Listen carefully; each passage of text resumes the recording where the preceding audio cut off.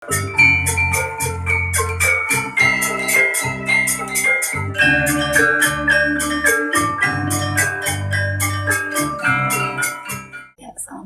warahmatullahi wabarakatuh. Selamat siang. Selamat ketemu dengan saya, Wakil Ketua 2 STKIP PGRI Banjarmasin. Saya akan mencoba menjelaskan sedikit terkait administrasi umum dan keuangan di STKIP PGRI Banjarmasin. Sebelumnya saya ingin memperkenalkan diri terlebih dahulu. Nama saya Aminah Ekawati, lahir di Banjarmasin 20 Februari 1983. Saya menempuh pendidikan S1 di Pendidikan Matematika Universitas Lambung Mangkurat, S2 di Matematika Universitas Gadjah Mada, alamat rumah di Jalan Sultan Adam, Komplek Mandiri, Lestari, Blok A3, Banjarmasin, di nomor handphone 081349794985. Selanjutnya saya akan mencoba menjelaskan sedikit terkait dengan administrasi umum dan keuangan yang ada di STKIP PGRI Banjarmasin. Sebelumnya saya ingin memperkenalkan terlebih dahulu terkait dengan STKIP PGRI Banjarmasin.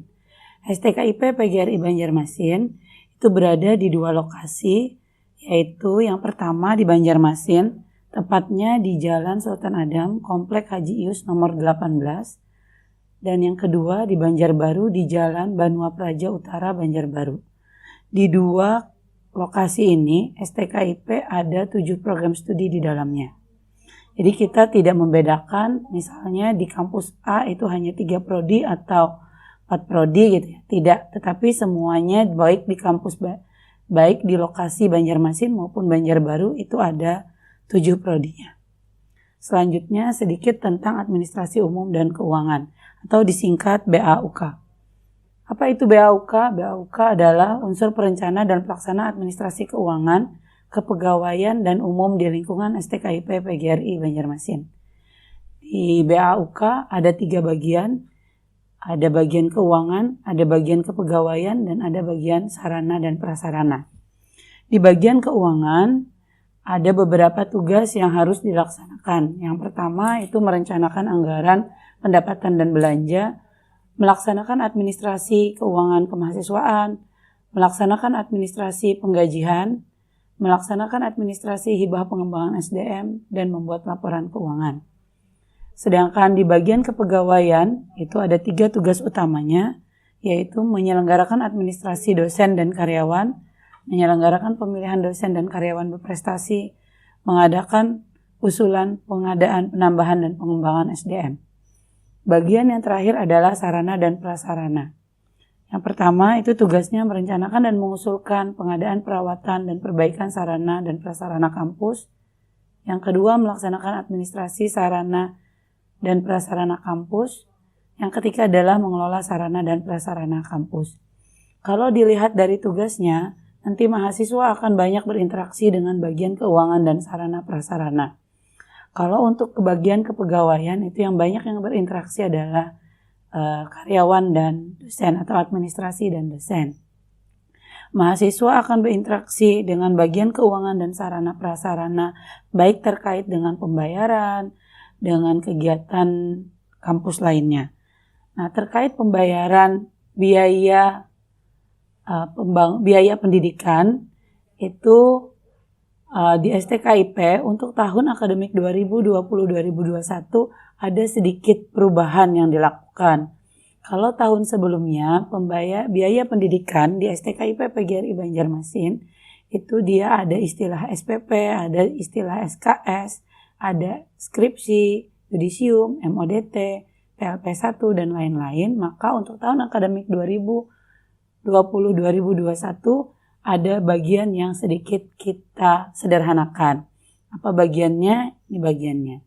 Jadi mahasiswa melakukan biaya pendidikan itu dibayarkan setiap bulan selama 5 bulan dengan rincian kelas reguler itu Rp525.000 dan kelas non-reguler itu Rp690.000.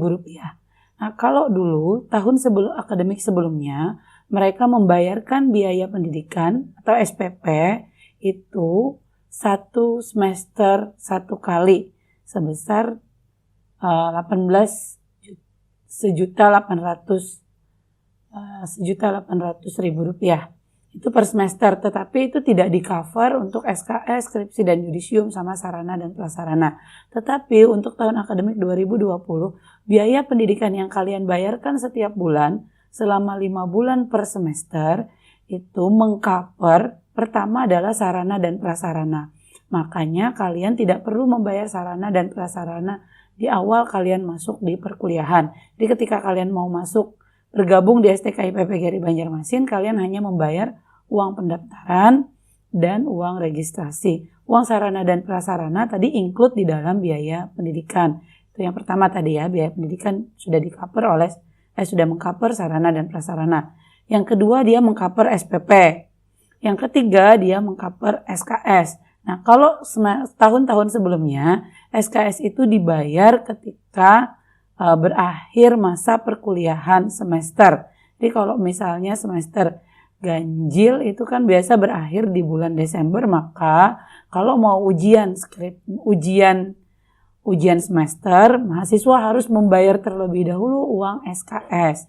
Itu biasanya dikalikan dengan jumlah yang diambil. Nah sekarang itu tidak perlu lagi dilakukan, jadi sudah di-cover.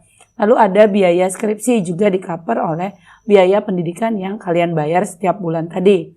Satu lagi adalah biaya yudisium. Nah biaya yudisium ini biasanya dibayar di akhir. Kalau yang dulu sebelumnya itu harus dibayar yudisium dan wisuda. Kalau sekarang biaya pendidikan yang kalian bayar itu sudah meng-cover yudisium. Jadi yang belum ter-cover adalah biaya wisuda.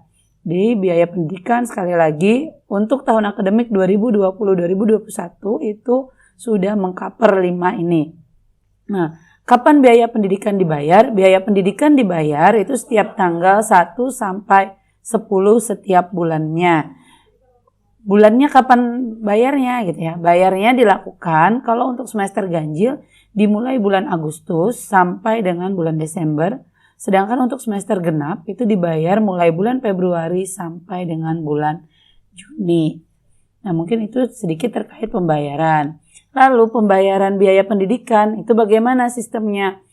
Mahasiswa melakukan pembayaran biaya pendidikan melalui 3 cara. Yang pertama melalui teller bank, kedua melalui internet banking, ketiga melalui transfer ATM.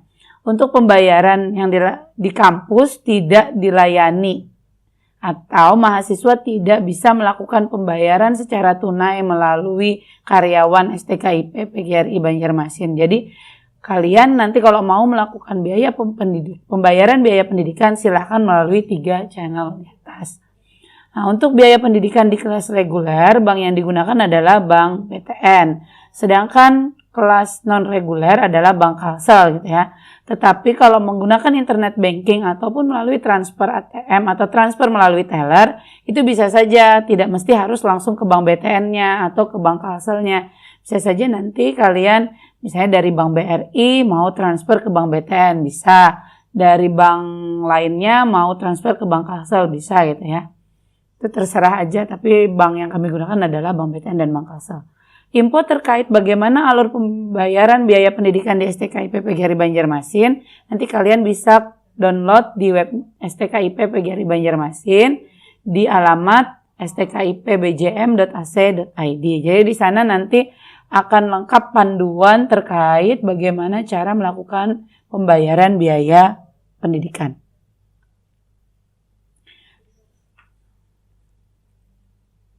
Selanjutnya, bagian sarana dan prasarana. Di bagian ini, mahasiswa akan berurusan terkait dengan pinjam-meminjam sarana dan prasarana untuk kegiatan kemahasiswaan. Misalnya, jika nanti kalian tergabung dalam organisasi mahasiswa jurusan yang akan melaksanakan kegiatan di kampus, akan memakai fasilitas kampus seperti aula, sound system, dan lain-lain, maka sebelum melaksanakan kegiatan, harus mengajukan surat nanti melalui bagian sarana prasarana untuk mendapatkan persetujuan dari Ketua STKIP PGRI Banjarmasin. Ketika sudah mendapatkan persetujuan dari STKIP PGRI Banjarmasin, maka silahkan menggunakan sarana dan prasarana yang ada di kampus. Selanjutnya, berikut adalah beberapa sarana dan prasarana yang dimiliki oleh STKIP PGRI Banjarmasin. Yang pertama adalah Laboratorium Komputer 1.